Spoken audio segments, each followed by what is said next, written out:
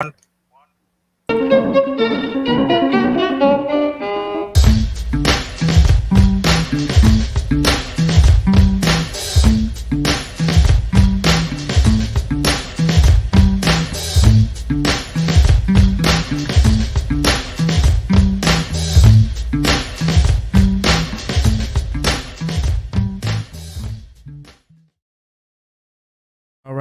Welcome to SOS Podcast, the study of stuff. We have an open discussion with my two friends here. We have Tim Thompson and Gene Owens. Say hello, gentlemen. Hello, gentlemen. Hello. Thanks for having us. Absolutely. So I've interviewed both of these fine gentlemen. Gene, it's been a while. I think I'm gonna have to get you back on real soon. A lot has changed since the last time I had you on, both in our the way the podcast looks, the way the podcast feels, all that stuff. We recently had Tim on a couple of weeks ago. I'm so backlogged on editing. I'm working on that video, that interview right now as we speak. So that should be out soon.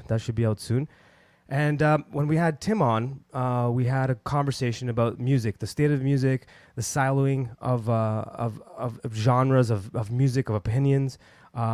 We've discussed a lot of the division. There's a lot of division, especially post 2020 and all the bullshittery that happened out there. We all know what we're talking about on many levels, not just the jingy jangs, like more than just that and more than just all the mandates and all that. A lot of truths were put out there. A lot more lies were put out there, and they all mixed together into this like soup of malaquias, if you will.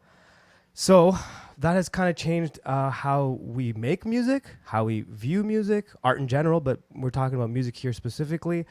So gentlemen, before we jump into that conversation, introduce yourselves, tell everybody who you are, what you do, and all that stuff. Let's go with Tim first, and then go over to Gene. Oh yeah, I am Tim Thompson, as you can see there, and I'm a singer-songwriter. I have a rock and roll band in Savannah, Georgia, and for the purposes of this conversation, that's what I do. I sing and write and play a little bit of guitar, and we just try to have a good time playing some rock and roll. That's me. Great job, Tim. Great job. I am Gene Owens. I am the principal songwriter and frontman of the band Faithlesstown. We are currently based in Atlanta, Georgia. And I'm grateful that our paths have crossed, gentlemen, because I've been fortunate enough to collaborate with both of you. Both of you sang on the latest Faithlesstown single, Woke Town. You're in the big sing-along choir section, the big gang vocal. So thank you for that. And that's me. And also shout out. Can we say congratulations to you, Tim? Is that all right? Can we? Absolutely. Oh, yeah. Absolutely. Thank you. All right. Tim just had a baby. So congratulations. This is the first time I'm getting to talk to him since the baby was born.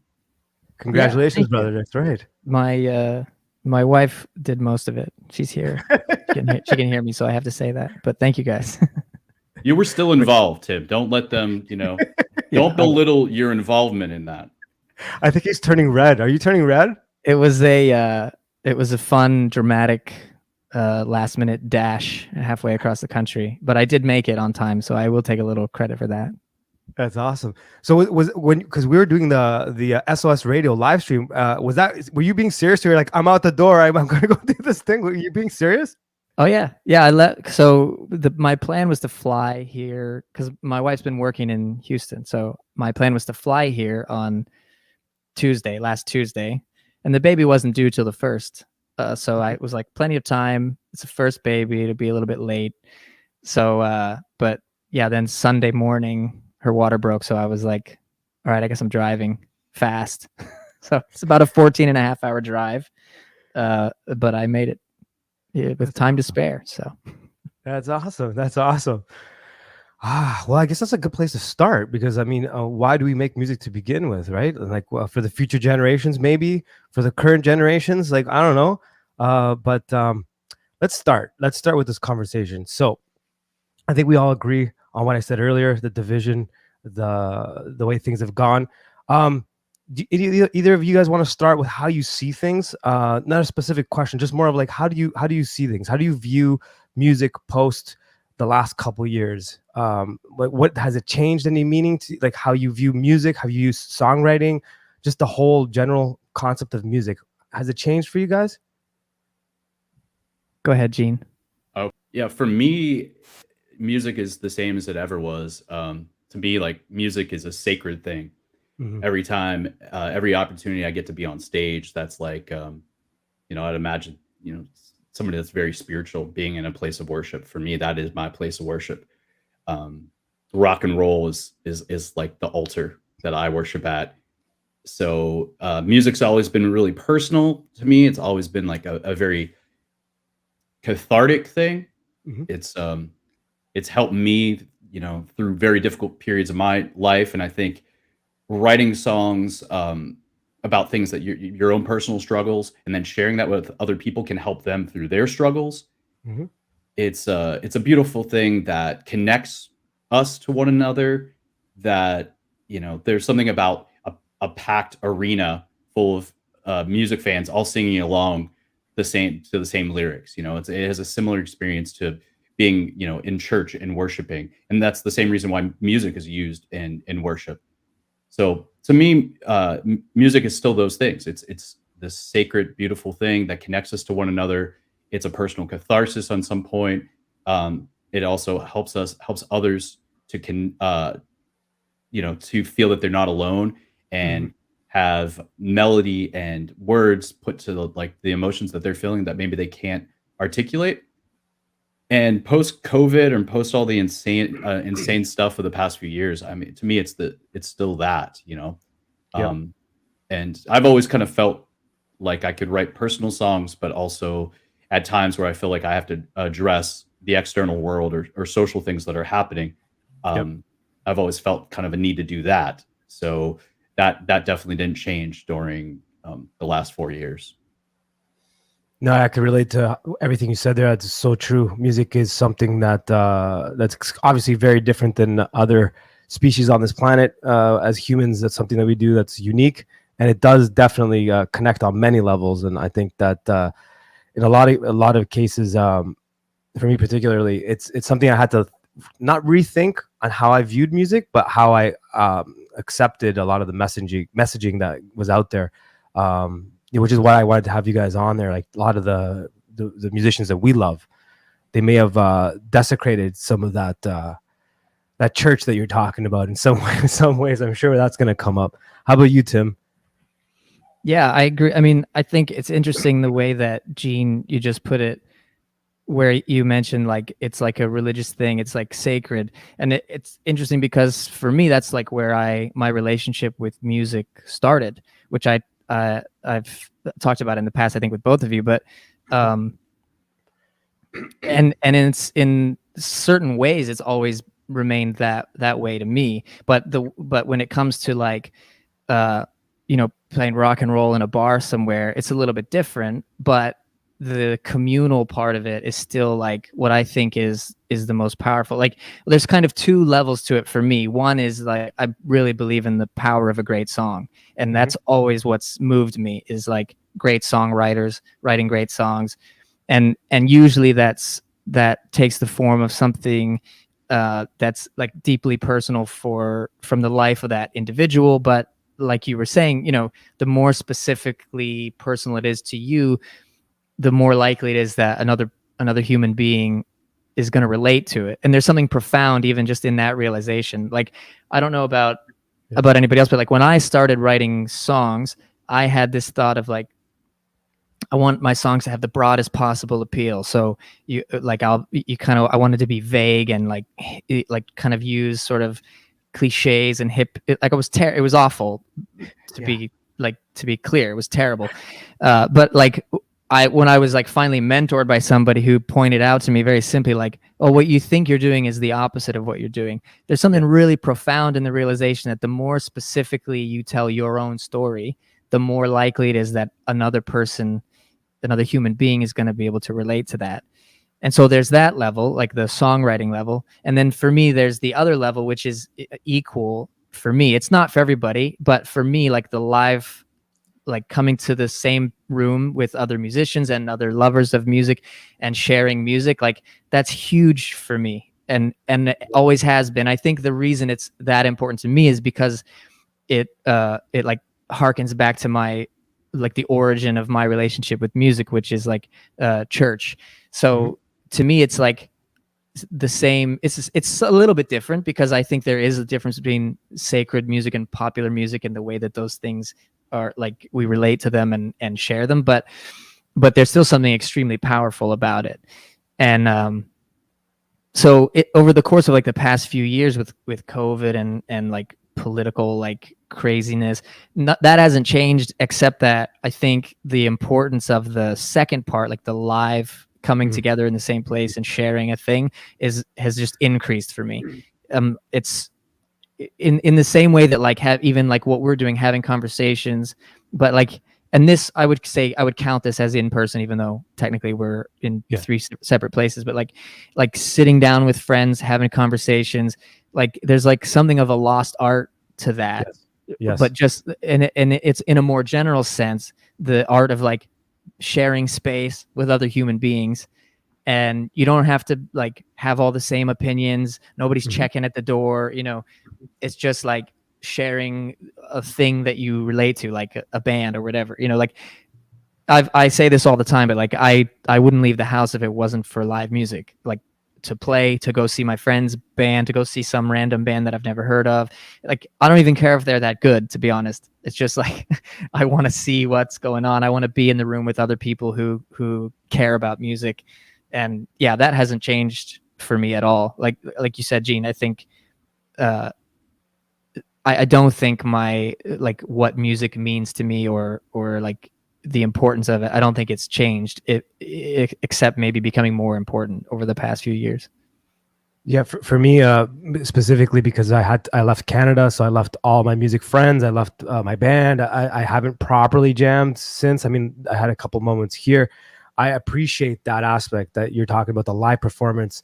That moment where Gene, you're talking about moving a crowd. I remember that. I want to do that again. And there's something there that's very unusual. It's very unique, and mostly musicians particularly know that. I mean, other performers do as well, but because especially if you're a singer songwriter, you're thinking the song, you're playing the song, you're singing the song, and you're like moving a crowd on multiple levels.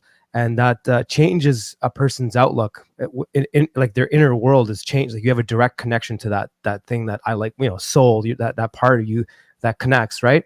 And for me, not having that in my life in the last little while, and watching old footage of my old band, I desperately miss it. So like, and I'm also here, and I haven't been able to go to the church that I'd like to go to, because that's no longer here. Like there's none of that here. So I'm missing both at the same time.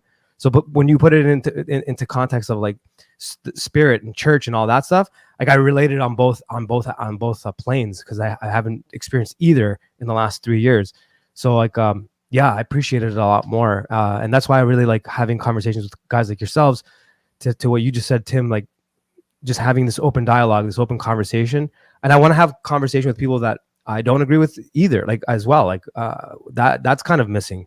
And I think that's something that we really experienced the last couple of years. I know you've both mentioned that on my podcast, on your own podcast, and I think that's something that that people that think we're anti this don't really take into account, that we actually do want the disagreement, but we want to have it a healthy disagreement. You know what I'm saying? Yeah. And this podcast is young. We might disagree yet. I hope so. I really do. I really hope so. Like that's what it's supposed to be about. Yeah. Well, to add to what you were saying, yeah, it's never been more difficult to like have conversations with people, especially online, that you seemingly disagree with, right? Like people are more tribal in their thinking than ever before. Yeah. And I always kind of recently, I call out the left for being the biggest proponents of this, because I just, from my personal experience over the last few years, the people that were most inviting and welcoming to me were mainly conservative Christians, or like, you know, more conservative, right-leaning people, which was very odd for me as somebody that kind of spent my whole life on the left. I mean, I used to like do anti-war activism with groups that were like, kind of tied to communist groups. And, we were getting arrested protesting the Bush administration. And I was getting arrested in Michael Bloomberg's New York for protesting the GOP. And then fast forward to 2020, and it's like the only people that would even talk to me or welcome me were Republicans and conservatives and like libertarians. So it was really kind of really screwed with my mind. And but yeah, I really wish that people, I think this new left just refuses to sit down and converse with people. They're literally convinced that one, I don't think their arguments hold water. So I think there's one part of it where they don't want to debate their arguments out in the marketplace of of exchange, because their arguments will lose. And two, they've been convinced that like sitting down or having a conversation with somebody that they disagree with, that's on the other side, is that somehow validating that side's point.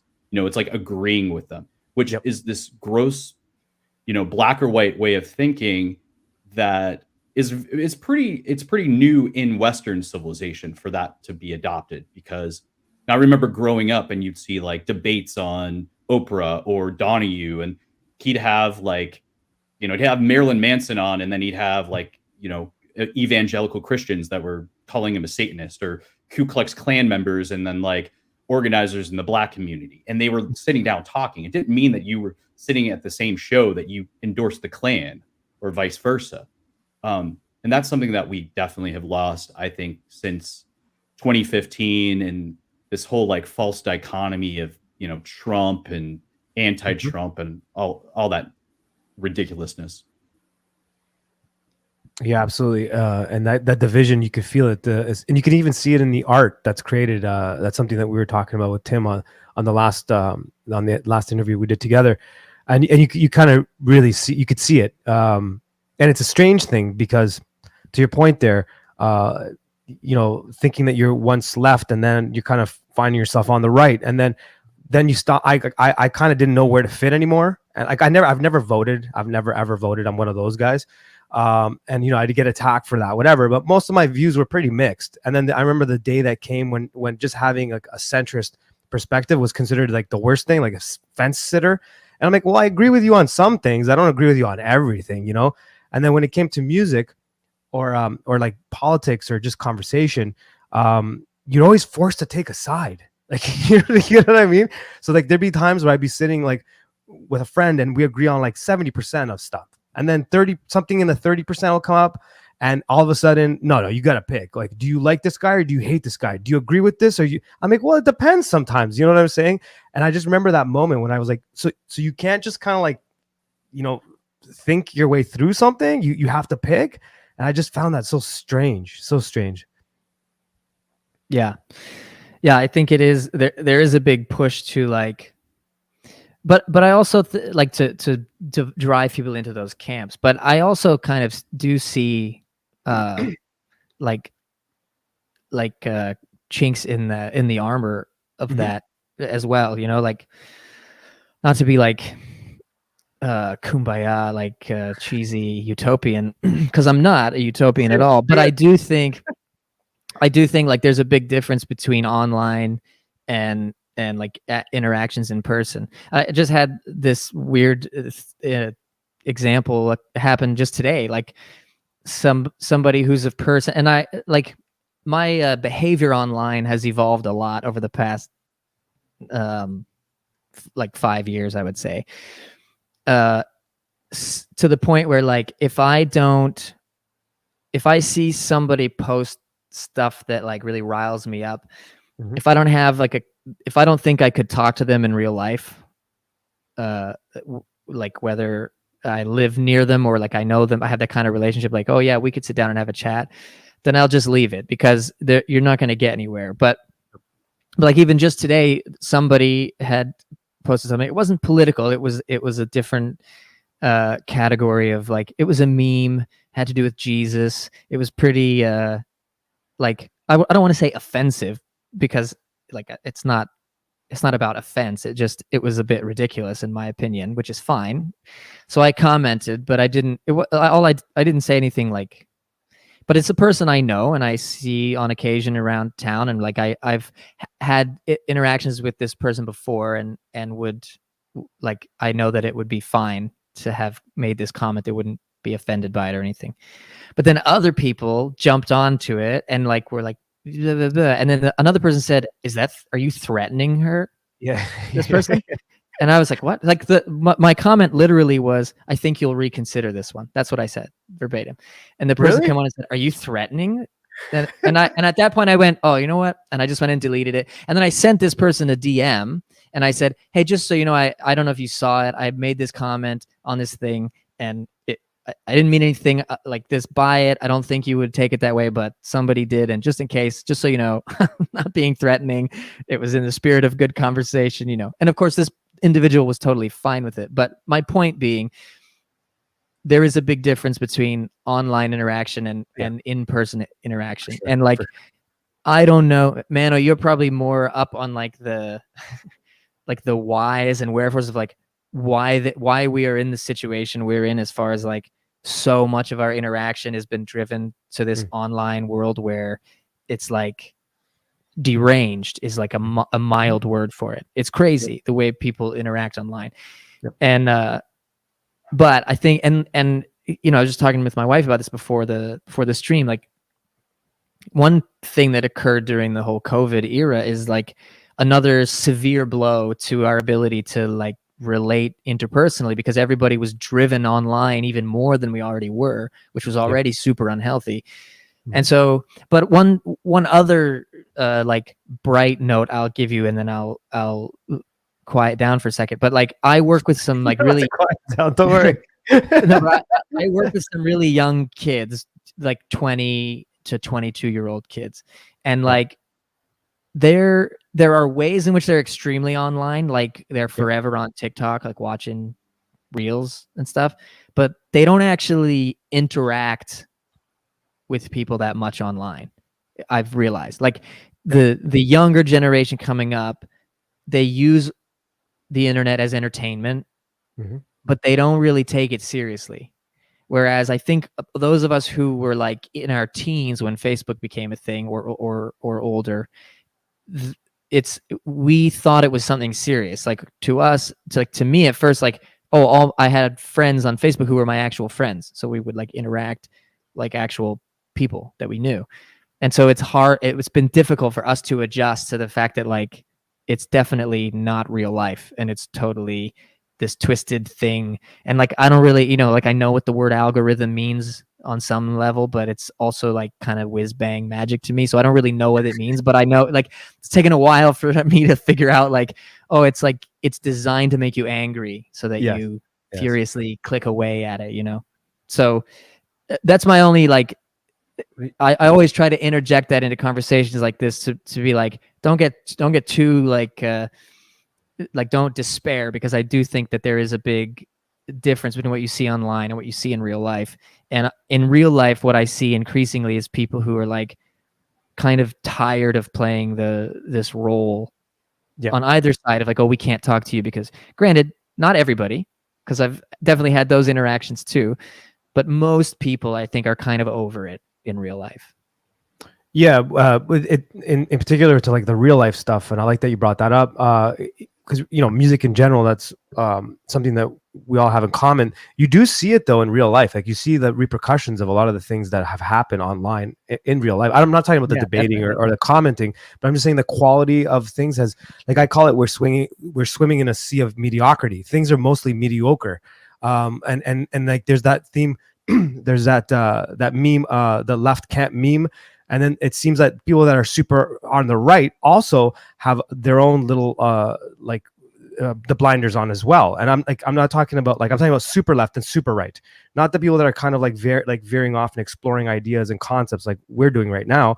It seems that when you do that something magical that's present when you're writing a song disappears. So it's like, so I think the left can't meme because they're just, to Gene's point, they're just so honed into this like false argumentation where these concepts don't hold any water, and they're holding water in a strainer and everything's falling out. So the only way to like avoid that is just avoid conflict, don't have conversation, and just call you a name.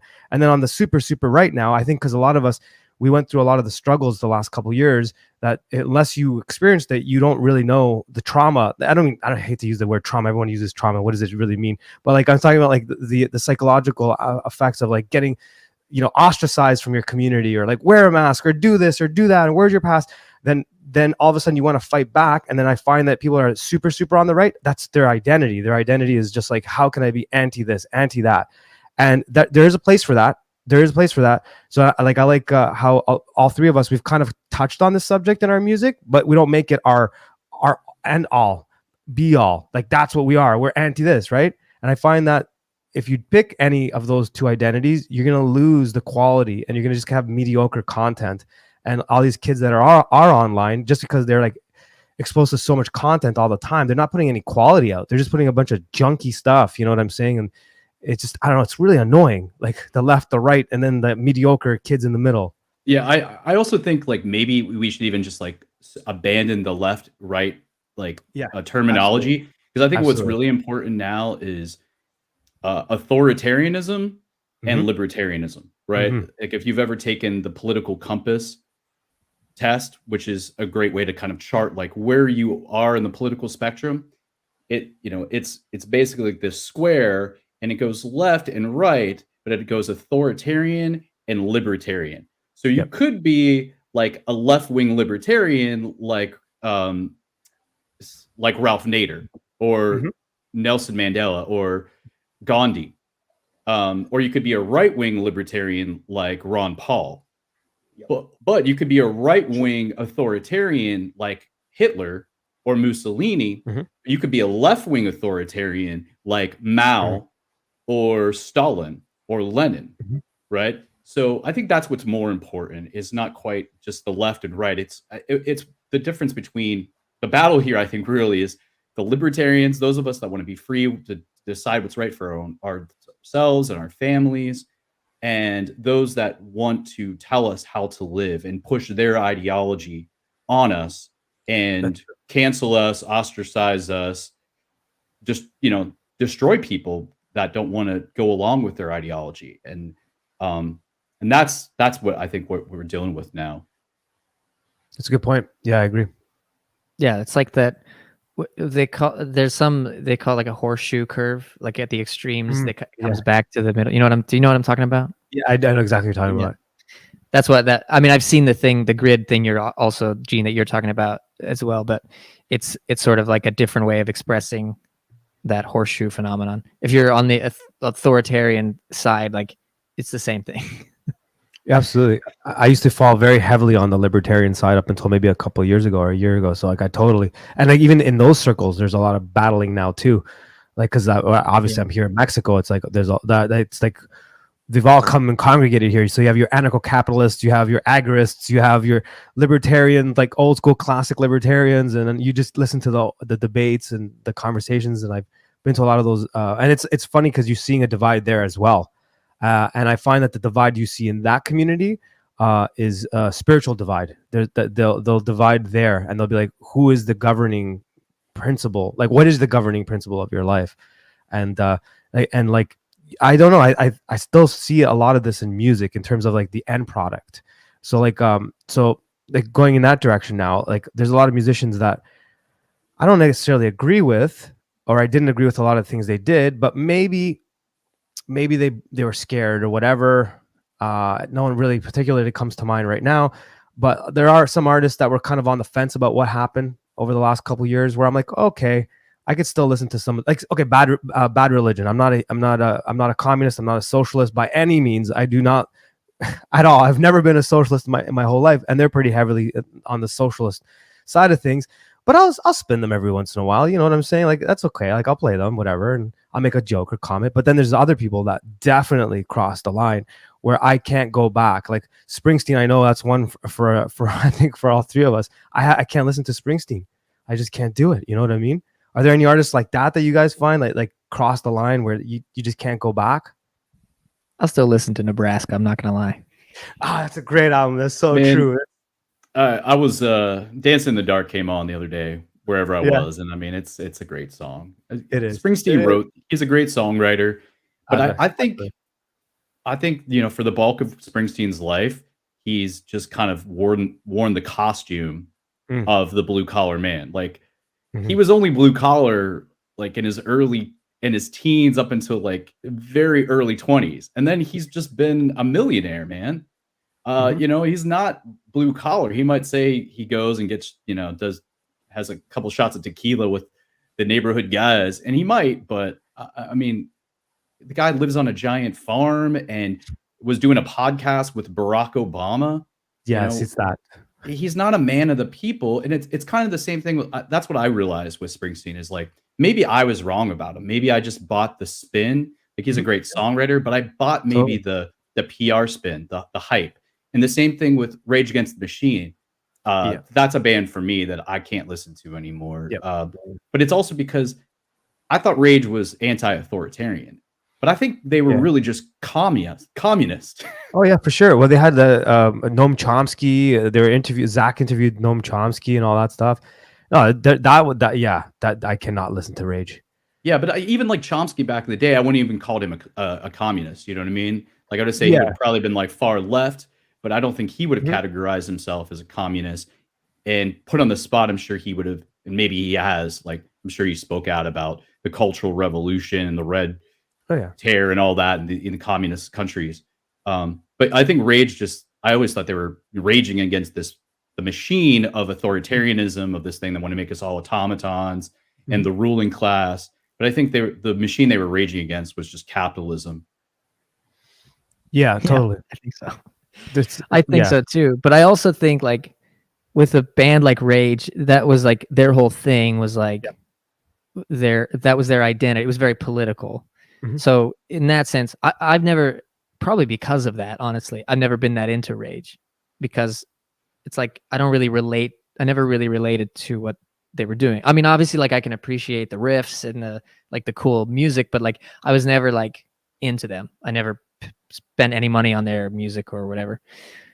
But yeah, if a band's whole identity is very political in their music, because I also like I'm pretty like I don't really care what artists think Mhm. politically or really, you know what I mean? I always like I've always assumed that I don't agree with any of their like politics or like religion or whatever, because that's kind of always the way it's been. Like I was brought up, the way I was brought up was very like different from a lot of people, so I'm just assuming like we're not on the same page, you know. Yep. And I don't really so my thing has always just been like if the songs are good, then I'm gonna like the songs and I'm gonna listen, and I don't look to those people for guidance on those other uh topics. So I'm pretty so it hasn't affected me that much, like to see them, you know, obviously it's annoying when you Well, see yeah, people. for me to be clear, like there's some guys I fit in that category that you both just described, and then there's some people where it doesn't. There's like they went too far. For example, like I'm not a huge Eric Clapton fan. I never really was. Great guitar player, all that stuff I know. But then as soon as he took the two shots and then he admitted he had made a mistake. To me, that's huge. Someone makes a mistake and then apologizes. That's cool. Or someone else that like kind of bought into the whole thing, but then just jam it down everyone's throat. You could still go to their show. They didn't care if you had I don't care if they took the vaccine. I don't care who they voted for. I don't care what they do personally. But if that's your identity, that's what you're doing, and you're trying to sell like a product, you're trying to sell yourself as this thing. That's a little bit different. Like for example, for myself, there's like I'm a huge Gogo Bordello fan. Like I do have the clips and everything. I had this all set up to talk about this particular. It kind of fits in, so I'll just say it. Gogo Bordello was one of my favorite bands, and Eugene, the lead singer of Gogo Bordello, he when the whole thing happened in the Ukraine and all that stuff, I get it. He's Ukrainian, whatever. Like, he picked a side, but he's calling Zelensky a hero, right? And despite what everyone thinks about that subject, whatever, he calls him a hero. And then him and Les Claypool and Stuart Copeland go write a song about Zelensky having iron balls. That's completely different than like supporting, what they're doing. You know what I'm saying? Like that's next level. And then he's got pictures with that Sadhguru guy, that guru dude from from the World Economic Forum and stuff like that. Here, Manny, throw those pictures up. All of a sudden, you start like right there. And I even liked these pictures back when I saw them because, I didn't know it was 2019. And then click, and then you see Sadhguru. Then they go to the next one, and then he's at the World Economic Forum, right? Like these kinds of things to me make me go, okay, that's a little bit more than just like, all right, man, you can try to take it down. That's like a little bit more. That's hard for me to get over. You know what I'm saying? A Zelensky song like that, then pictures like that, that's not the same as like I made a mistake and I bought into left wing politics or whatever. You know what I'm saying? And I'm with you. Like if you can believe whatever you want, you don't have to wear it like a uniform.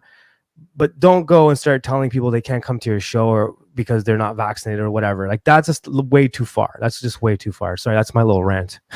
No, man, you're all good. You're all good. I wanted to say shout out to Joseph who was commenting on the chat. Yes. Saying, making great points. Like, yeah, rage was the machine they were raging against was capitalism, but they also benefited and were very successful by capitalizing on, using their politics to sell records. Absolutely. And Engels, who co-wrote the Communist Manifesto, having a wealthy parent. I mean, both of them, I think, were like upper middle class. Yep. Which is also what we're seeing. Most of these people that would call themselves communists, a lot of these college age kids. I mean, their college tuition, a lot of these even state schools is like $50,000-$60,000 at this point a year. So they're not the working class. These are upper middle class, part of the children of the laptop class, probably. But yeah, so shout out to him for those comments. And Weird, my man. Yeah. Oh, I had a question for all of you. If you were invited, right? Because you're talking about that guy who spoke at the World Economic Forum. If you were invited to speak at the WEF, would you go and speak just to like tell him off and tell your piece? Or do you think that would be that this is an instance like would going there and your presence, would that legitimize them? And would that be giving your, condoning them? Or what do you think? Would you actually go and like tell them to, pound sand and go on a tirade and tell them, where they can stick it? Or would you decline? Tim, you start. Didn't Javier Milei go and tell him where to stick it? Yeah. Well, and also Trump did kind of. Yeah. And he went to the UN as well. I personally don't subscribe to the like no platforming thing for anybody. So if I felt like I had something to say, I would go. Yeah. Because I also don't think, and maybe that's reckless because I'm naive. I've not ever no one's ever asked me to sell my soul before. So, so I don't know. Like maybe that's silly, but yeah, if I felt like I had something to say, then yeah, I'd probably go. Maybe it's arrogant, not naive. Maybe naive is the wrong word. I don't know, but I would probably take that for what it is. Yeah, see, I don't know. I don't. You depend. Like, if you had asked me that question a couple years ago, I would have said absolutely not. Now I don't know. I don't know. It would also honestly, it would depend on what they're discussing, and I'd actually be curious as to why they would invite me. So like I know, I'm probably not answering. I'm like, why would you be inviting me? You know what I'm saying? Is this a setup or something like that? But I don't know. I think I don't vote, so that should tell you quite a bit. Like I don't participate in that system. I never did, and I don't care if people do vote. So I'm not like trying to get someone not to vote. I just never voted because I'm not going to pick the lesser of two evils. That was always my thing. Also, I'm Canadian and I'm not in the U.S. American politics is quite a bit different. So like locally speaking in the US, I probably would vote, you know what I mean? Because it would anyways, I'm kind of answering your question. So in the case of the UN, I would look at it the same way. And I would the World Economic Forum, I would look at it the same way as like voting. And I'd be like, it doesn't make a difference. Even if I go there and make a fool out of them, it's not going to really make a difference. So I don't know. It would depend on why. Would you go?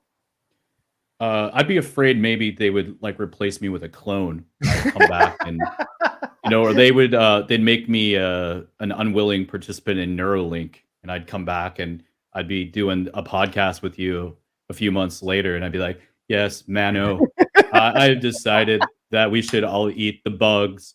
Bugs are delicious, and it will stop climate change. Thank you for having me." That would be my biggest concern. Yeah, that's a legitimate concern, Yeah, man. Yeah. I'm not gonna lie.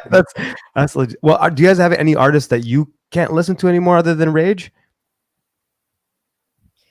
I don't really have like.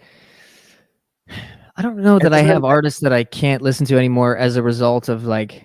There are people who I would say like hurt, who like hurt my feelings. I would say. Um, but honestly, to be completely honest, the one example that I'm thinking of really prominently is Bob Mould. I don't know if you guys know who Bob Mould is. No. He was Was in he in Sugar? yeah, Sugar, but first Yeah. he was in Husker Du. Yeah. Yeah. Oh yeah. And then but now he's solo and he's fantastic. And I'm a big fan, but of course, you know, he is who he is politically. He's a super, you know, left-wing guy, which I don't care about. But like the one like I saw he posted something on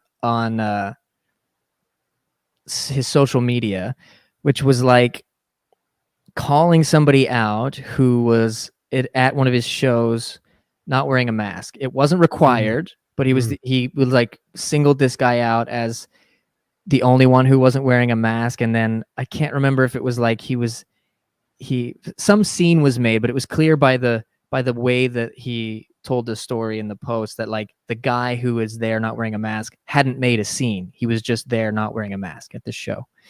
And he like did this post calling the guy out, kind of like, it wasn't like, you know, it was like firmly worded, not rudely worded, but still it was like, honestly, it just made me sad for him. Yeah. Like I don't, so I think that it's really sad to be like scared and deceived. So when my default reaction to seeing people like present themselves that way is less to be like to react against them and more to just be like sad for them, because I like it sucks to be in darkness, you know what I mean? Like, or to be, and especially in the case of the COVID era where like the fear was it was all fear. Like if you were on that side and you were like a true believer, it's because you were just like bathed in fear. So there's nothing to like envy about that. Like there are some people that I think, like not musicians, but like, let's say Stephen Colbert. I'd never watch another second of Stephen Colbert. Number one, because he's not funny anymore. But number two, like the stuff that he put out was like, to me, it didn't feel like he was a true believer. He just felt like like totally consciously giving himself over to the machine. You know, whatever. I don't know what they have something on him or what, but that's what it felt like to me. It was disgusting, honestly. And like, so that's different. But like somebody that I feel like that was just afraid. Yeah, it's different. That's different. It just makes me sad, but it wouldn't make me like not listen to them anymore. You know, like and then there are people like another band that comes to mind is like Superchunk, if you know them, like Mac McCone, Super, like whatever. But this predates COVID, even like when during the sort of 2017, I think they put out an album, and it was like, you know, heavily political. But the other side of that too is like my friend, well, our mutual friend now, Kevin, who's a big fan as well. He always would say like, and in talking about Mac specifically, like it's the worst thing in the world to follow your the artist that you admire on social media if they're active on social media, you know, because you just don't want to know what they think. You know? That's so true. And that's a good example of that, because I think if I didn't know what he thought, I would probably enjoy his music more. But most of the time it just makes me sad, like for that person. The only thing I would push back on that is I hate when people say pushback. I apologize for saying that. The only thing I would kind of like disagree with there, or not disagree with, or point out is I totally agree for those people that kind of got, like I said earlier, got scared, whatever, they were fearful, and they kind of did their own thing and they didn't care what you had to do. There's a big difference between that person and the person that like banned you from their shows, number one. And number two, I don't know, it was probably different for you guys where you guys were at, but I was in Toronto, and Toronto's kind of like the equivalent of like how you guys would view California or LA, I would say. And I will tell you right now, the reason why I agree with you, I feel bad for those people that are still going along with it, but also I was there when, because of those people, a lot of us got screwed.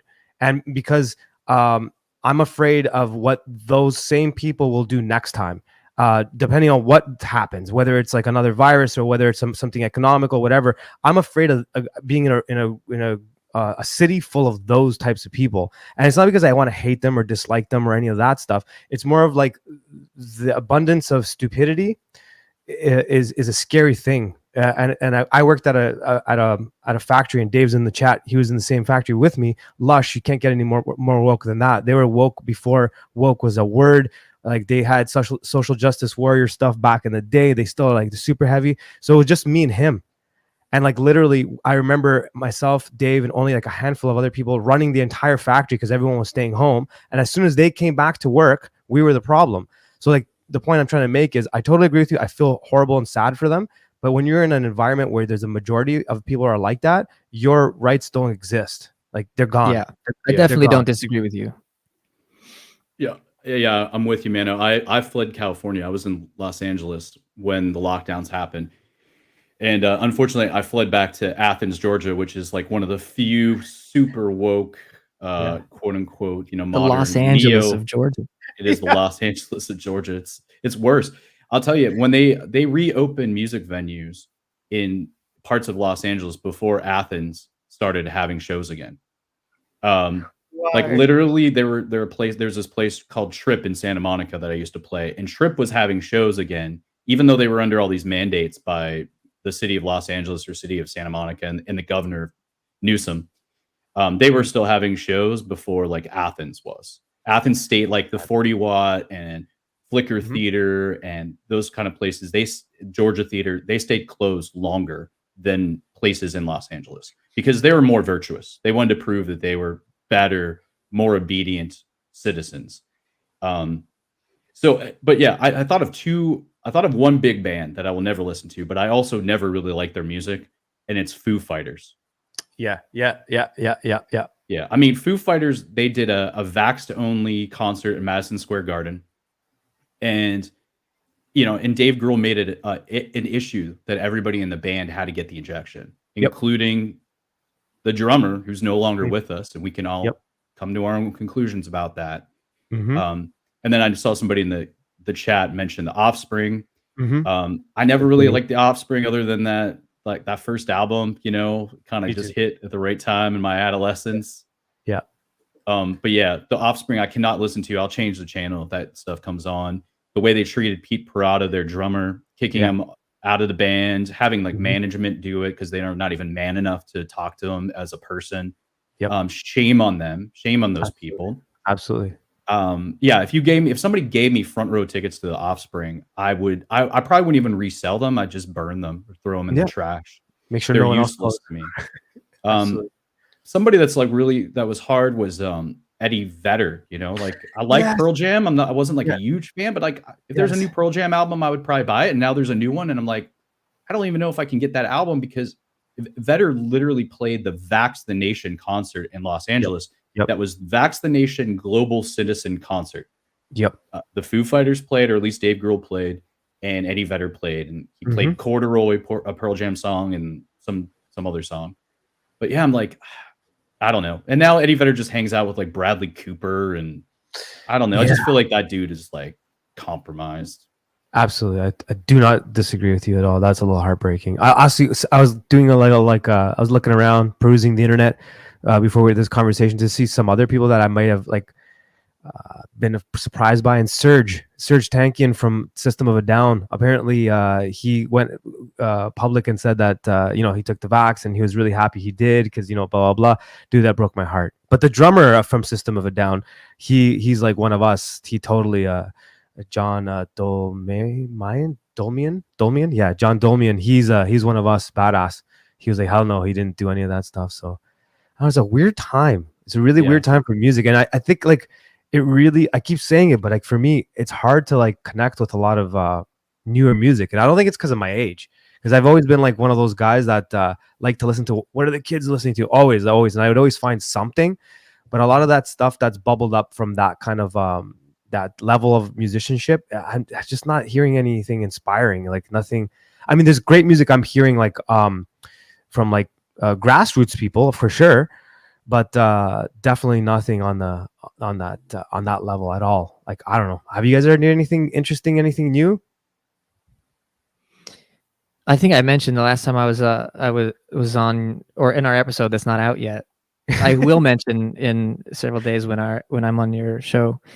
I think Cage the Elephant's got a new one coming out that I am actually looking forward to. I like them a lot, and for various reasons that people can research if they want to look into the band and the lead singer particularly. I think it's going to be interesting. I'm always hearing new music that I like. I like the Libertines' new record, even though there probably can't be anybody more compromised than Pete Doherty. But I like it. I still like him. It's hard not to like the guy. Yeah, that's true. But yeah, I was thinking of a question while you guys were talking about this specific subject, which is that for me, I never really had to confront like the barriers that were put in front of people in terms of like venues having policies, because where I live, it didn't really, there was like a brief period of time where things shut down, but then when things opened back up, like things were either open or they weren't open. There was not very much, if any, like you can't come to the show unless you're jabbed, that I saw. But I wonder how much of that kind of thing do you think, and I'm not talking now from like huge acts like Pearl Jam and Foo Fighters, because there is such a thing as escape velocity. Like those guys could do whatever they want. And so, yeah, it's hugely disappointing that they use that freedom to basically propagate what then became this thing that all the little bands who had to survive had to do. So that's where I kind of am like, I kind of have a lot of time for people who are just trying to survive, and they were put in this position just like everybody was, And I mean, like I was not on the music front, but like with my day job, put in the same position. And a lot of people that I work with were, and a lot of people, went in and took the thing because like, on some level, if you're a man and you have a family and you have to put food on the table, like, yeah, you'll die if you have to do that. So I get that. And had it come to that, like I pushed back and ultimately it worked out for me. But had it not worked out, had they come and been like, okay, you've bought your time, but if you don't get the thing, you're gone tomorrow. I mean, I would have gone and got the thing because you gotta put food on the table. So I guess that, like, again, maybe it's not really relevant to the conversation because it wouldn't apply to people that, like I said, have that enormous like pull and that escape velocity and that power. But like, there's a lot of like, if you're into like indie rock, like I am, much to the chagrin of many of my friends, but like, there's a lot of bands in that genre that are like pretty popular. They're working bands, but they just barely don't have a day job. Some of them do, like, I mean, I know, Mano, that you've worked around bands a lot. And so like, if you're in that position and a venue somewhere has this policy, it's like, that's why the whole thing is so evil to me, is because it puts like ordinary people who aren't qualified to like say like, oh, this is this or that. It puts them in a position that like, it's an impossible position. It's either like starve or go along with this thing. And like, I get there are some of us, like probably the three of us, who like coincidentally, or, providentially is probably a better word, we're kind of prepared in advance for what was coming because of the like sort of circles that we move in, the kind of media that we consumed already prior to 2020. Like it was, so when it came, we had the right kind of voices sort of saying like, hey, maybe this isn't the thing that they're presenting. But a lot of people didn't have that. So like, my question always is like, how much grace do people in that position deserve? Like, I don't know. What are your guys' thoughts on that? Well, Go ahead. I wanted to say one thing.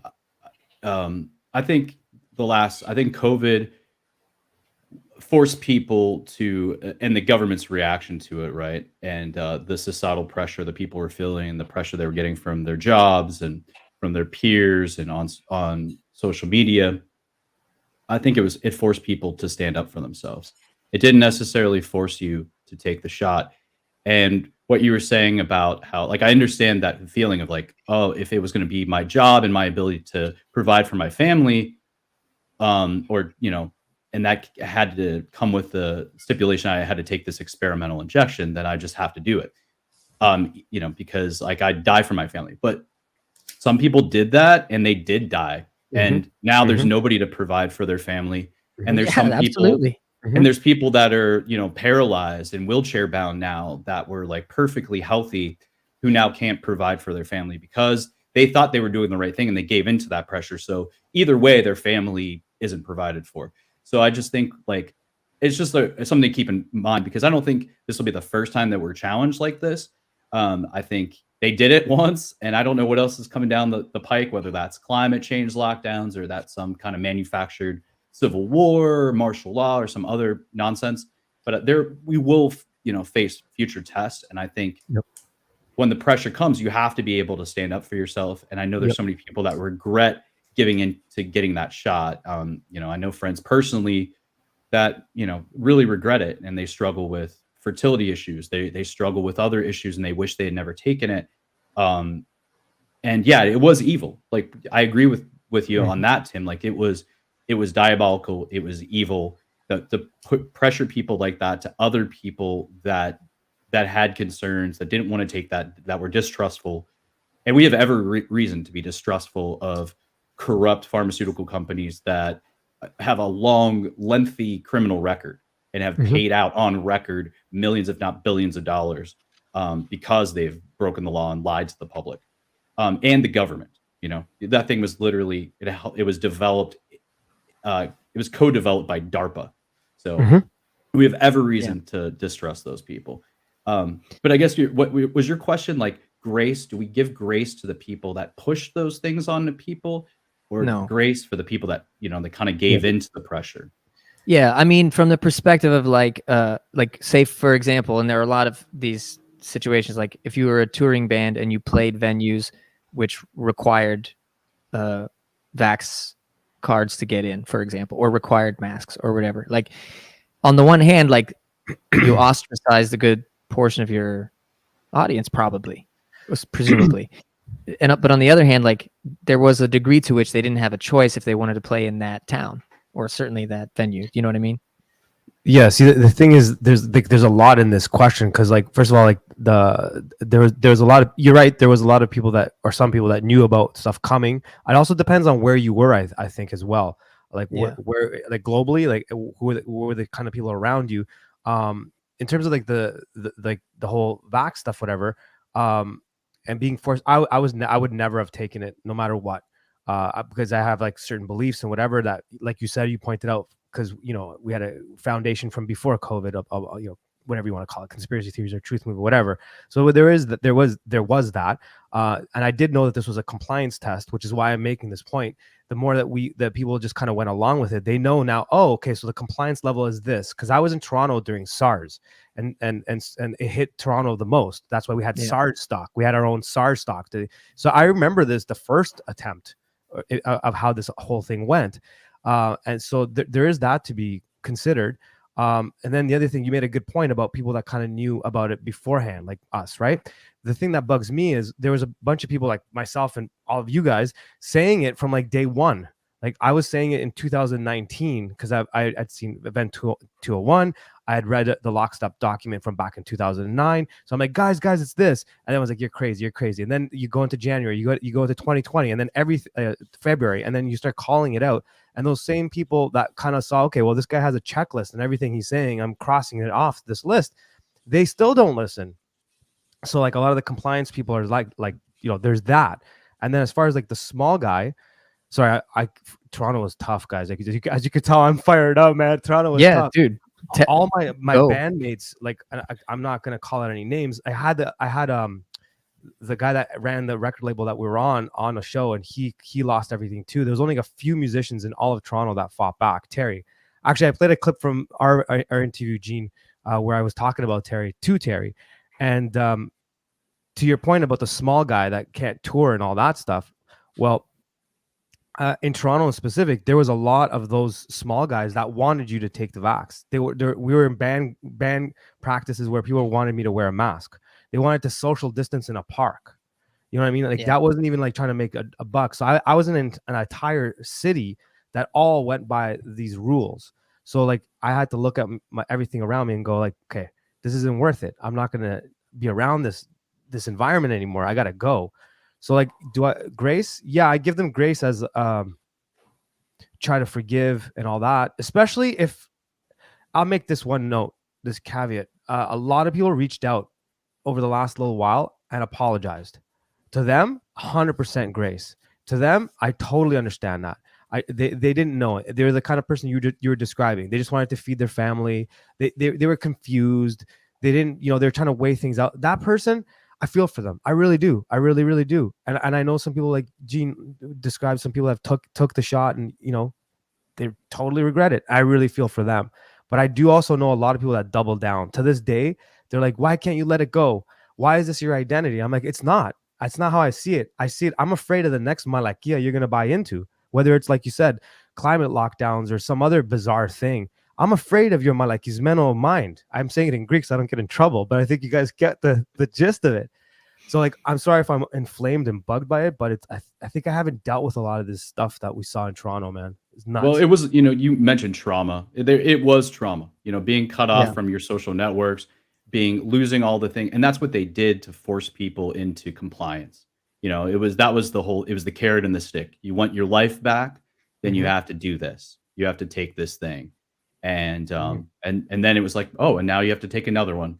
And no, you actually can't take off your mask. Like they kept just moving the goalposts. And that's what they do. That's what tyrants do.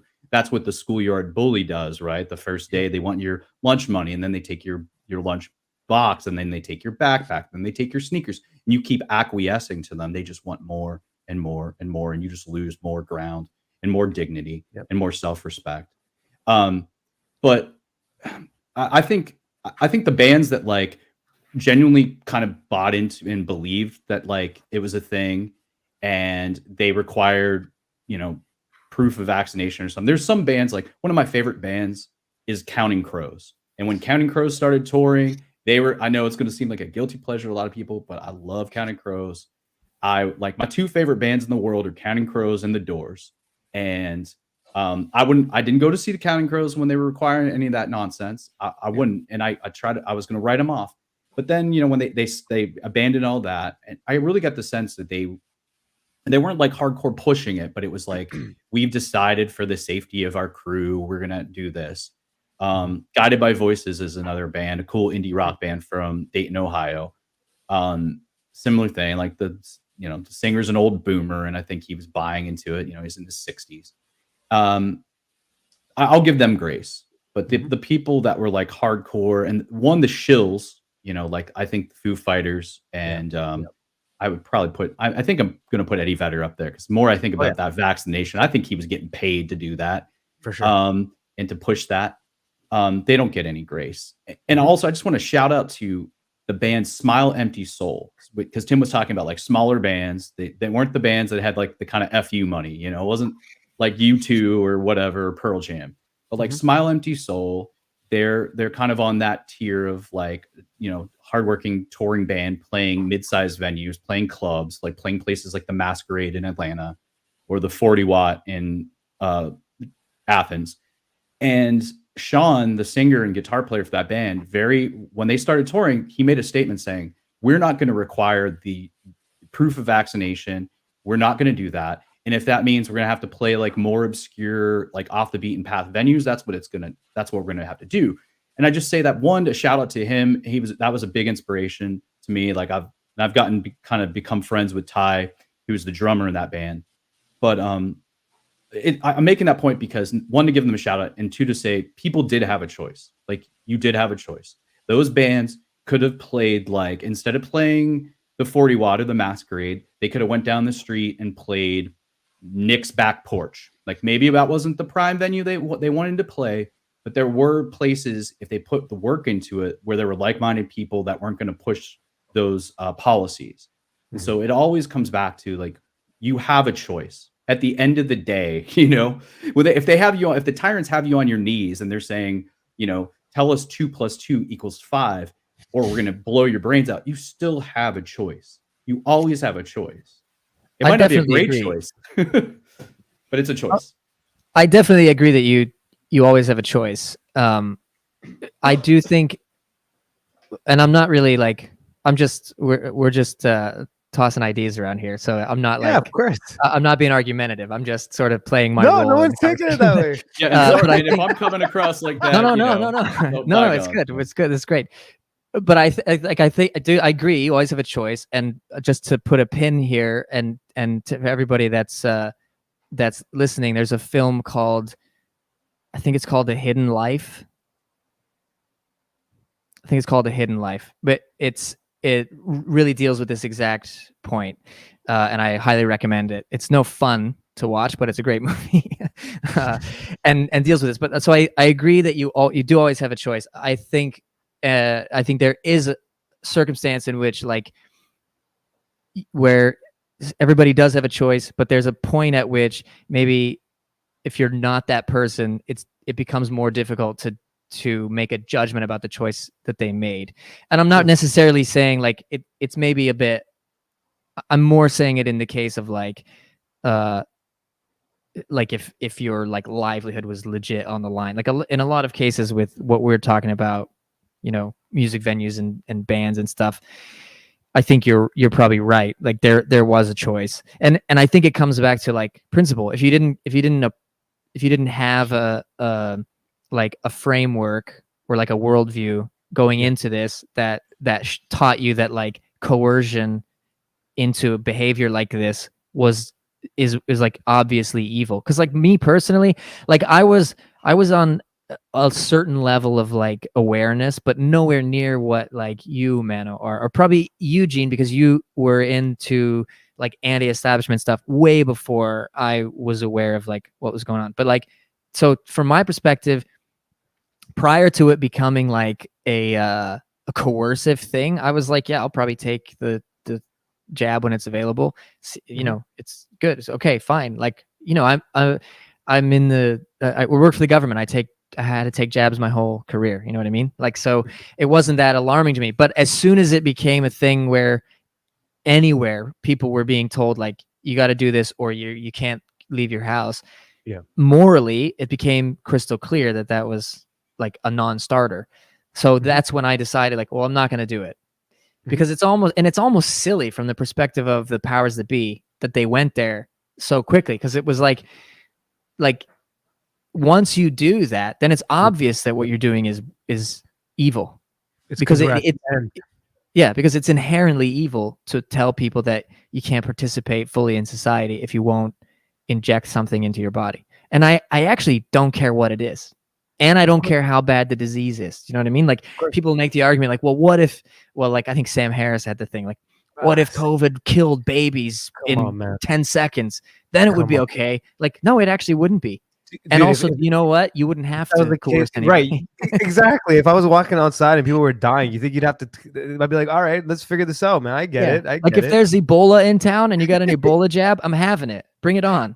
I don't care if it makes my heart a bit scratchy, right? I don't want Ebola.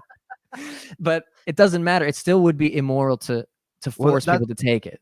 I like that you used the word grace earlier, and like now that I'm kind of like going back to my original Christian Orthodox roots, I'm trying to understand that and practice it a bit better and try to like it's been a weird experience for me, especially over the last couple of years, kind of trying to like that whole concept of forgiveness and grace and all that. But I think a big part of forgiveness is confession. So that not necessarily to a priest in this case, I mean like just admitting that you made a mistake and then asking for a form of repentance and then accepting like I made a mistake. All right, like I didn't think about this, I didn't whatever, I'm sorry that I said those things to you. All of those people, total grace. I'm like, yo man, we all make mistakes, I get it.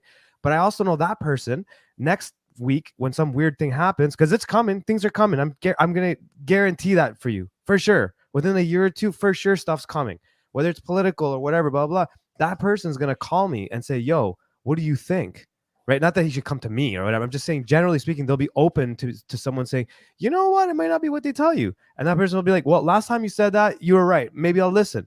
That person, total grace. I get it. We all make mistakes. So I think it is important that you brought up grace, and it is important to consider forgiveness.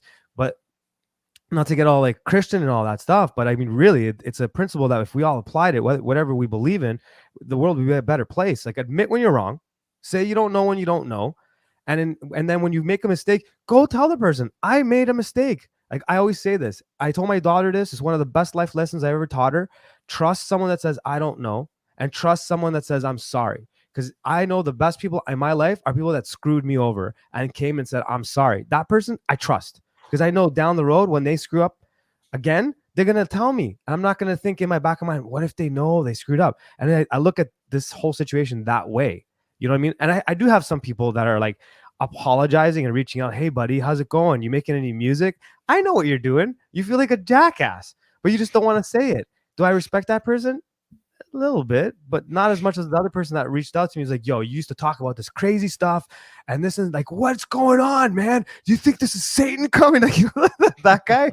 So like, sort of go off. But I think yeah, you bring up a good point about grace, and I think it's important to also realize that seems like Gene and myself were in a really bad area, so we saw some stuff that maybe you didn't see. So I get that too, because I've talked to people that were from like Texas, Tennessee, Montana, those 3 states in particular.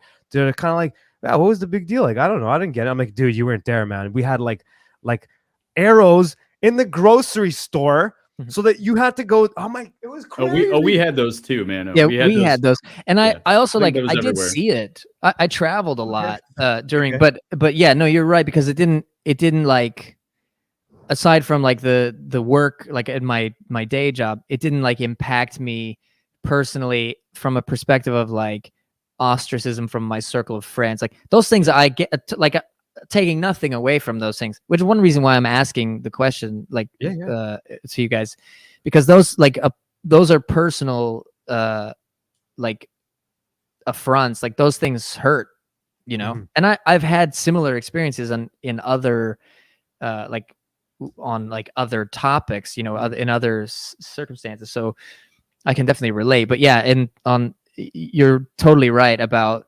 partly because of my location and also partly just because of the company I was keeping. You know, it was a weird time for me. I was just like coming out of a divorce, you know, and so I was sort of already ostracized from a circle of friends, you know. So I just made new friends anyways. But that's funny. You were going through a divorce or finishing a divorce. I was about to get married in 2020. So I had like, I was on the total other side. And then my wedding became this like thing of contention because it was like, there were people that were like, well, I can't be in the wedding. Like literally half my wife's bridesmaids dropped out of our wedding. So yeah. And 2 of my best man and my groomsmen did not end up being one of my groomsmen or my best man because I would say of the stuff that transpired during COVID. Dude, that sucks. Yeah.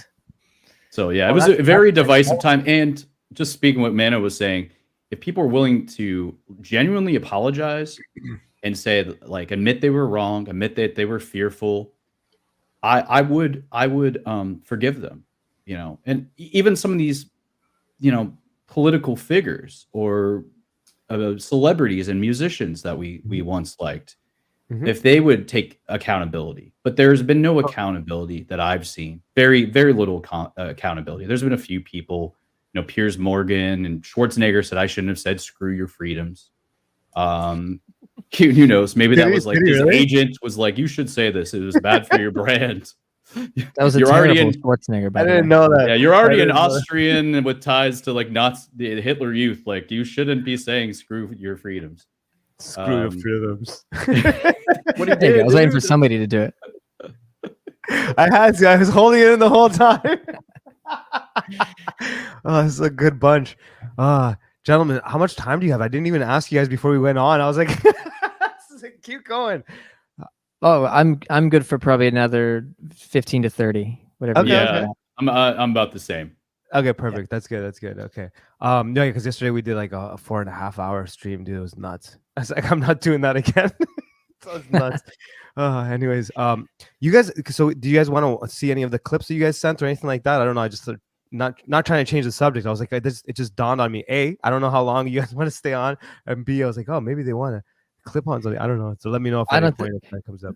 My thing was just sort of like I didn't know I it was last second, so probably not, because it's not very compact. But I can just tell you the reason I sent it. Maybe Manny was probably like, "What the hell is this?"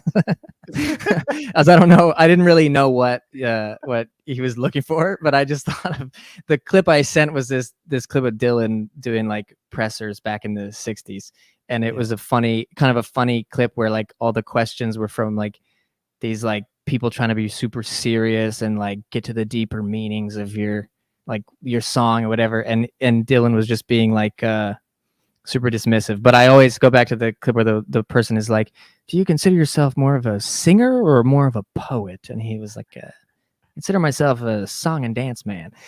But my point being is like I have a lot of time for people who don't take themselves that seriously. That's awesome. That's awesome. Yeah, no, with the clips, I was just like thinking, oh, maybe I should just ask if they had any clips. So I was like, I was like, man, you just send them a message to see if they had any clips or pictures they wanted to show. That's really all it was. It wasn't anything. And it's funny because that clip is very similar to the Tom Waits one I was gonna play.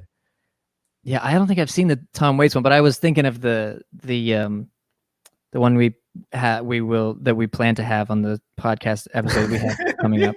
He keeps taking shots. I love it. I swear I'll get to the editing, dude. You have no idea how many episodes I have to edit. It's not. No. I'm just trying to keep the illusion that it has not happened yet. No, I like it because like before I wasn't putting out a lot of episodes, and now I have like so many. I'm like, I don't know how I'm gonna edit all this stuff. Anyways, yeah, it's a good problem to have. It's good. Yeah, that is a good problem to have. Like with my podcast, I usually will just do it. Like if I get schedule an interview, then I'll just focus on that and just edit that one, put that one out before I even book another one. But then that's why like I'll go 2-3 months between episodes. So that was how I did most of my like for like a year and a half. That's how I was doing the podcast, and then only lately I've been trying to like bang them out faster. But it's nuts. It's nuts. Yeah, it's hard work. It is way harder than I thought, especially when the editing started to get more serious, and I was like taking it more. I was like, okay, I can't just do a quick job on this. I got to put this in there. Anyways, it's a forever thing. Yeah. I'm gonna play my Tom Waits one. It's so quick, but just because for me it just sums up so much in such a little time. Are you guys cool with that? Yeah, I want to see it. It's from when he was inducted into the Hall of Fame, and also Neil Young is the one who did the induction, which is not why I put it in there. I was like, oh man, Neil, come on, dude, why'd you do that? But Neil was one of the guys that broke my heart. I still do. I do listen to his music. I was listening to Heart of Gold last week, but it did break my heart, man. It did break my heart. Like he didn't have to. I'm sure it was like it wasn't him, but anyways, here's Tom, real quick. For your kind words, Neil. I'm honored to be honored. Gee, I don't know where to begin. Songs are really just very interesting things to be doing with the air. And I love working with tunes and I guess, we all love music, but we really want music to love us, That's it. That's it. Awesome.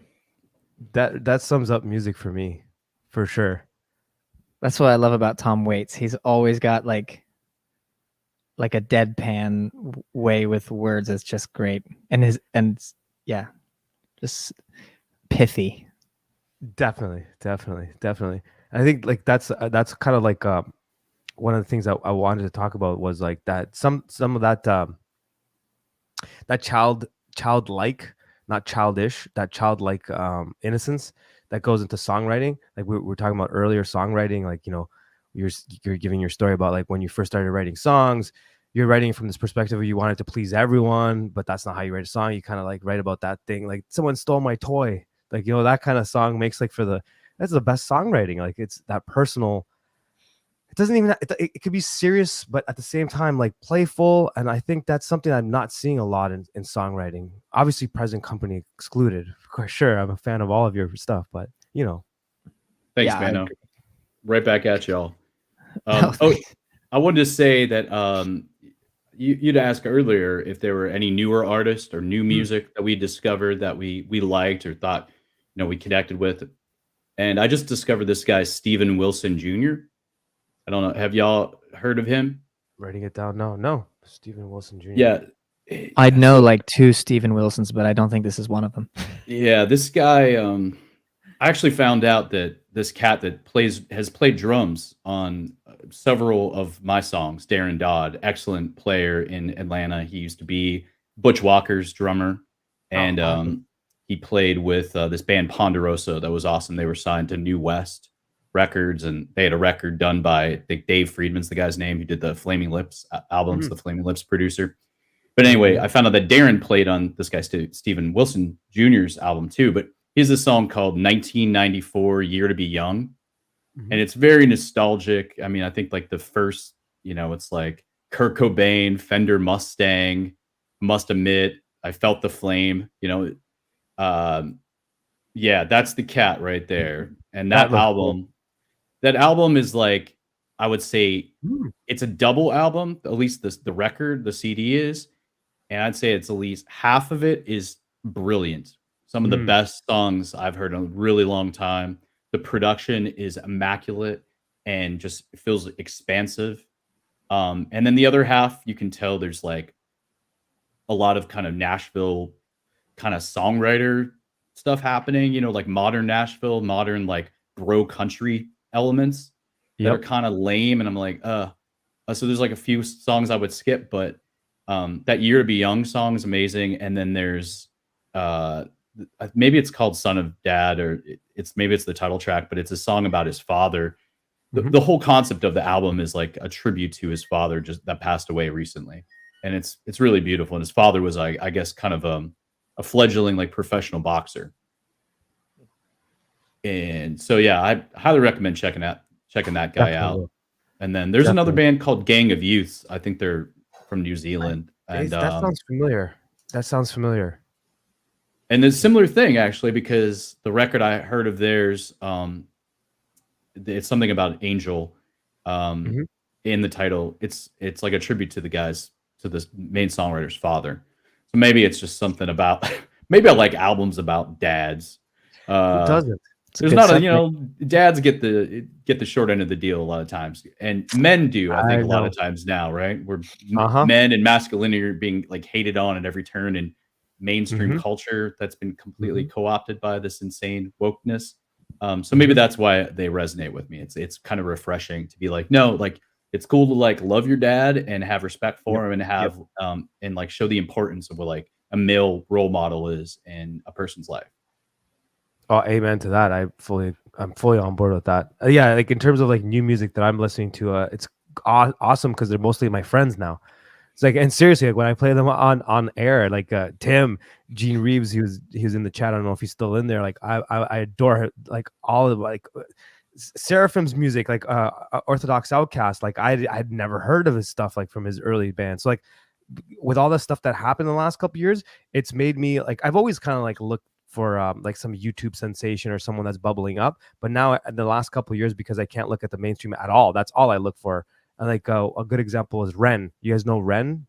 He's like Ren is incredible. You have to check that guy out. He's incredible. Like he wrote a song while he had Lyme disease, and he's sitting in like in an insane asylum, and the video is incredible. Okay, it's almost got like kind of an Eminem vibe. Right? Yeah, that's a little bit of like an Eminem thing to his timbre to his voice. He actually makes fun of him. He actually points that out in the song. He's like, Eminem did it. It's really, really cool. It's like, other than like my friends, and I genuinely mean it. Like I try now to like not befriend someone I don't highly respect, and I won't play anyone on my show that I don't like. So I played all of you, like both you guys, Gene's in the chat, been played, and like I get requests from people all the time. And no offense if anyone's listening. Sometimes I'm like, I'm just not gonna play it. Like I'll play some songs here and there, but like if I don't like it, I'm not playing it. So like all the new music I'm listening to, I'm blessed. They're my friends. They're all in the network group. It's pretty sweet. So yeah, I was gonna say when Gene was talking too that as far as like new music that is not like people that could actually use a plug, it's the same for me. Like a lot of great friends in town in Savannah. I think you played one of my friend's tracks on your live stream a couple weeks ago. Yeah. Yeah, my friend Phil, his band Missing Parts, and they have a great song out. And then I have another friend, Will Duncan, and I think his record's coming out in June. I know he's been working on it, and he's a great, like, such a unique songwriter. He's probably the best lyric writer that I know personally, and he has like a really unique, like, pre-rock and roll almost style. But I think his new record is a bit like Beach Boys influenced maybe. But I would look out for that, my buddy Will Duncan. And then you were talking about your live streams at requests, and that reminded me that another sort of like new-ish thing that came out that I really liked was actually Public Image Limited's new album. Yes. It's actually really good and really like if you care about such things, like super like not woke type thing. There's a song called, I think it's called Stupid or Being Stupid Again. It's like, it's really good. It's Johnny like Rotten, primo John Rotten. dude. Yeah, it's great. Yeah, he's crazy. And that So guy's I been recommend consistent the whole time, Johnny Yeah. Rotten. Yeah, totally. And the music, it's musically, it's great. I thought I really enjoyed it. It came out like in August, maybe September, something like that. Yeah, I mean, there are like in terms of big acts, like the Buju Banton. I was gonna play that clip because early on, when I'm not gonna, but when COVID hit, he was like, I'm not having it, and then he went out on like, it's like out of big guy acts, I would say like his last album was incredible. R.A. the Rugged Man, his last album it's probably one of my favorite hip hop albums of all time. At this point, it's just crazy. So there are like, you know, there's still some people putting out some good tunes out there, you know. And yeah, if you guys ever hear of anything cool, send it my way. I always like looking for new stuff, play it on the show and stuff like that. So because I had that's one of the reasons why that live stream yesterday was 4.5 hours. I had a guest DJ on with me, Buck Johnson from Counterflow. So you know, we started geeking out on music, and he started playing like his friend's band, and he played two of his friends, and that was what captivated me the most. And I think that's like where, like, if you want to call it rock and roll, whatever you want, that spirit is still alive in that musician that's still kind of not necessarily struggling, but like just getting on stage for like most of the reason he's on stage is because he loves it so much. He's not really making any money. I mean, we don't make a ton of money, but we still love doing it. And watching that person go is my favorite. Yeah, there you go. Manny just threw it up. JD McPherson. This cat, holy cow. So like all the stuff that Buck was playing yesterday, that's the stuff that caught me. Like I was like, whoa, this is crazy. This is crazy. So I don't know. I went off on another tangent, but I enjoy my tangents. I'm just writing down the name. I'm not being rude. No, be rude. I like it. Yeah, there was a lot of punk yesterday, so a lot of rudeness. A lot of rudeness. All right, gentlemen. Please, any final words? Of course, plug everything that you got going on. I will as well. When I'm done this, I will make sure everybody knows exactly what you guys are doing out there, and always keep me posted. But anyways, final words and plugging. Let's go with Gene, then go to Tim. Cool. Well, Mano, thanks so much for setting this up and for having us on. It was great to connect with all of you, and let's definitely stay in touch and do it again soon. If you want to find my music, you can find it at faithlesstown.com, at faithlesstown on all the socials. We're on X/Twitter, TikTok, Facebook, all that stuff, Instagram, YouTube, Rumble, all the things. My latest single is called Woke Town. The video's been doing really well on X. I think we're like approaching 60,000 views, which is really cool. We've had some big accounts share it, which has been rad. And yeah, man, I'm working on some new tunes. I was actually back in the studio today, so I've got a handful of new songs coming soon. Hopefully, I will have the first single ready by summer. And yeah, until next time. Absolutely. Tim? Awesome, man. Yeah. You can find me, the best place is Instagram. That's where I'm most active, at tthompsonmusic, Instagram, X, Facebook, all that stuff. And the best place to find my music is Instagram, Linktree. It's all there. All the links are there. All the streaming services. And I've got a new single coming out, which is a collab with Youth Wasted Youth, which is one of my friend Kevin's bands. It's great. It's an old, like, we worked on this thing about probably 7 to 8 years ago, and it was supposed to be part of a different project we were working on. We kind of fell off working on that project, and then recently he like dug back into the demos and like put the track together and was like, I think we should put this out. And I was like, yeah, actually it's pretty cool. Let's put that out. So that's coming out on the 16th of May. So look out for that. Follow the social media, myself at tthompsonmusic and Youth Wasted Youth will both be sharing it. And then I'm going to be working on some acoustic stuff coming out, maybe an acoustic EP in the next couple of months, hopefully, while I have some time off with the baby. Yeah, this was great, man. Mano, thanks for putting it together, and always good to talk to you, Gene. And we should definitely do it again.